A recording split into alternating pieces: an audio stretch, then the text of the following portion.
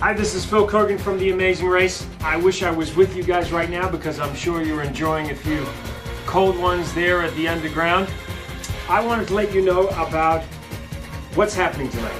You are taking part in the Amazing Wisconsin Race. Now, there are 7 challenges that will be taking place tonight. And just a word of warning, do not spend too much time with those bibs because it is not healthy. Now, the 2 finalists will be taking part in what we call a Yards of Brats Eat-Off, and that's going to be taking place at 10 o'clock. Is everybody ready? All right, the underground is waiting for you. Good luck. Travel safe. Go!